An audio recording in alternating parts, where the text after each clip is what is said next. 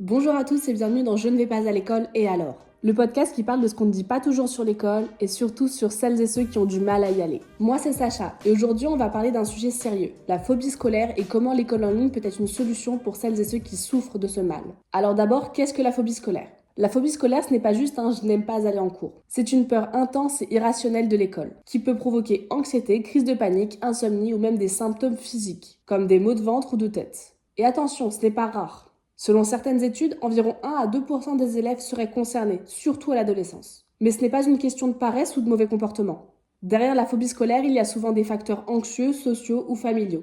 Et parfois, le harcèlement scolaire joue un rôle majeur. Alors forcément, quand on souffre de ça, se lever le matin et prendre le chemin de l'école, ça peut devenir un vrai cauchemar. Et si on vous disait qu'aujourd'hui, il existe des solutions pour continuer à apprendre sans mettre les pieds à l'école ? C'est là que l'école en ligne rentre en jeu. C'est là que l'école en ligne entre en jeu. L'école en ligne ou l'enseignement à distance, c'est un peu comme avoir une salle de classe mais à la maison. Il y a plusieurs avantages pour les élèves qui souffrent de phobie scolaire, comme en premier, moins de stress social, pas de trajet, pas de couloir bondé, pas de regard stressant. On peut se concentrer sur les cours à son rythme. En deux, la flexibilité et l'autonomie. On peut organiser ses journées selon son rythme et selon son énergie. Si tu as une crise d'angoisse, tu peux faire une pause ou revenir sur la leçon plus tard. En trois, l'accompagnement personnalisé. Beaucoup de plateformes utilisent un suivi avec des professeurs ou des tuteurs qui comprennent les situations particulières comme la phobie scolaire. Par exemple, l'école française digitale propose des programmes officiels adaptés au bac et au collège français, avec des supports numériques et des évaluations à distance. Mais attention, l'école en ligne n'est pas magique. Il faut motivation et encadrement, et souvent un soutien familial ou thérapeutique pour que ça fonctionne sur le long terme. Pour vous donner une idée concrète, imaginez Léa, 15 ans. Elle souffrait de crises d'angoisse chaque matin.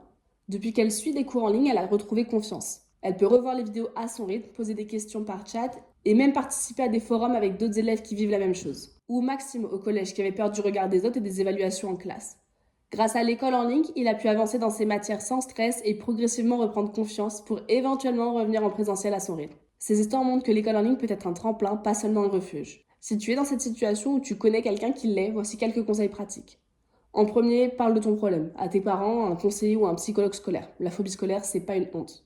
En deux, cherche des solutions adaptées. École en ligne, cours particuliers, tutorat, il y a toujours une option. En trois, organise ton espace de travail.